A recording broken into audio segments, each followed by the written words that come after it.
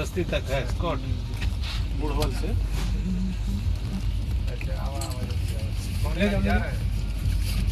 यह लेके है खजाना निकला यहाँ से खोले भाई 100 है भाई विक्रम देख लीजिए भाई।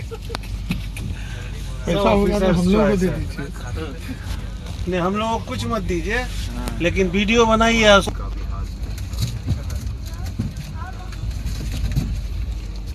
सब एसी को साले को घंटवा तो सीधे ना होगा, बीच में रुका रहेगा तो कूलिंग रुकेगा।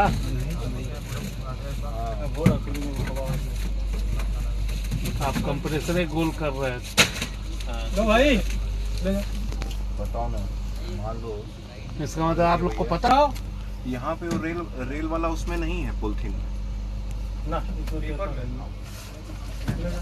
अरे इसको भी खोलिए उधर से लाइन उधर से खोले हैं पाइप मारे हैं उसमें।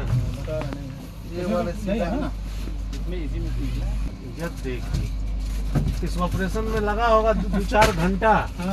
अरे बोल तो रहे हैं 3:15